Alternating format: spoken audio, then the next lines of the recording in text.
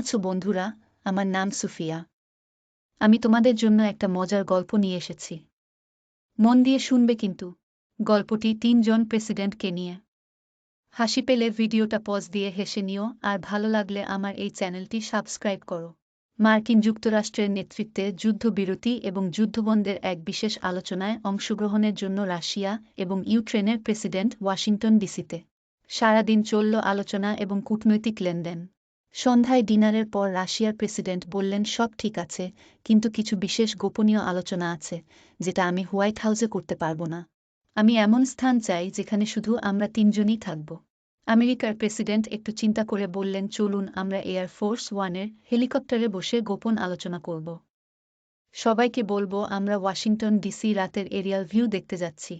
Helicopter এত নিরাপদ যে আমি আর ফার্স্ট লেডি শুধু ওটাতে ভ্রমণ করতে পারি। আর সামনে পাইলট কখনোই আমাদের কথা শুনতে পায় না। ৩ জনের সম্মতিক্রমে চড়ে বসলেন এয়ার ফোর্স ওয়ান এর স্পেশাল হেলিকপ্টারে।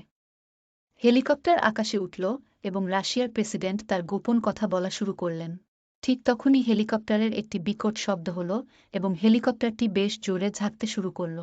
স্পিকারে হেলিকপ্টারের পাইলটের কথা আসলো, মিস্টার প্রেসিডেন্ট, আমাদের হেলিকপ্টার যে কোনো সময় ক্র্যাশ করবে। আপনার এবং ফার্স্ট লেডির জন্য রক্ষিত ২টি প্যারাসুট পাশেই আছে। আপনি এবং আপনার যে কোনো একজন বন্ধু তা নিয়ে আপনাদের জীবন রক্ষা করবেন। এই কথা শোনার সাথে সাথেই পাশে থাকা প্যারাসুট নিয়ে রাশিয়া প্রেসিডেন্ট বললেন, দুঃখিত, আমাকে বাঁচতে হবে, আমার জনগণ এবং এই পৃথিবী আমাকে চায়। এই বলে হেলিকপ্টার থেকে তিনি ঝাঁপিয়ে পড়ল। আমেরিকার প্রেসিডেন্ট হতবাক। কি করবে বুঝতে পারছেন না। তখন তিনি বললেন, আমরা ২ জন মানুষ, কিন্তু প্যারাসুট আছে তো।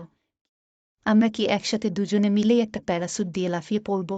এ কথা শুনে ইউক্রেনের প্রেসিডেন্ট বললেন, আপনি এটা কি বলেন মিস্টার প্রেসিডেন্ট? সেটা তো সম্ভব নয়। আমাদের কোনো চিন্তা নেই। রাশিয়ান গাধা প্রেসিডেন্ট প্যারাসুট ভেবে আমার ব্যাকপ্যাক নিয়ে তাড়াহুড়া করে হেলিকপ্টার থেকে লাফিয়ে পড়েছে। ২টো প্যারাসুটই আছে, চলুন আমরা ২ জন ২টো নিয়ে বাঁচি।